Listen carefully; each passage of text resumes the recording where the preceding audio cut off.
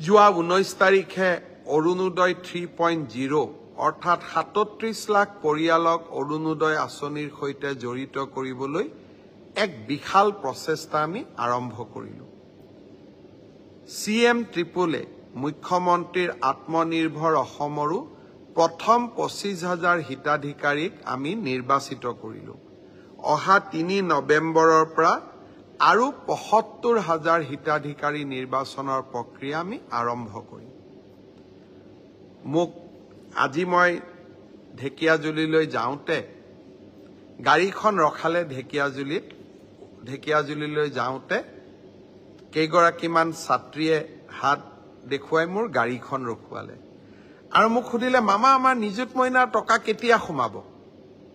তেতিয়া উত্তৰ দিয়া নাছিলোঁ, ভাবিছিলোঁ গধূলি উত্তৰ দিম। নিযুত মইনা আঁচনিৰ ধন আমি 6 অক্টোবৰ তাৰিখে আপোনালোকক দিয়া আৰম্ভ কৰিম। তাৰ পিছত প্ৰতি মাহৰ 10 তাৰিখে এই নিযুত মইনা আঁচনিৰ ধন আপোনালোকে লাভ কৰি থাকিব। 6 অক্টোবৰলৈকে ভাগিনসকল সাজু হৈ যাওক নিযুত মইনা আঁচনিৰ ধন পাবলৈ।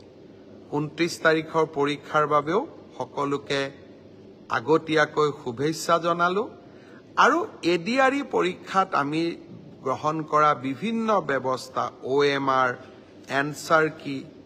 এনচাৰ কি প্ৰত্যাহ্বান জনাব পৰা সুবিধা, স্বচ্ছতাৰ দিশত গ্ৰহণ কৰা প্ৰতিবোৰ সুবিধা আপোনালোকে গ্ৰহণ কৰক, তাৰ বাবে মই আপোনালোকক পুনৰ এবাৰ আহ্বান জনালোঁ।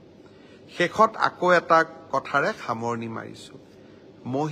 মহিলাক চেক কৰাটো, ফ্ৰিস্কিং কৰাটোত আমি আপত্তি কৰিব নালাগে, কাৰণ বিভিন্ন বিমানবন্দৰৰ পৰা বিভিন্ন পৰীক্ষাত তেনেকৈ চেকিং কৰে।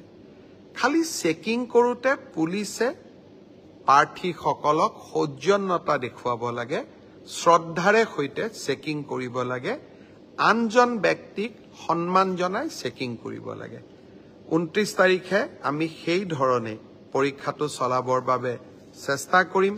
পুনৰ এবাৰ আপোনালোকক ধন্যবাদ জনাই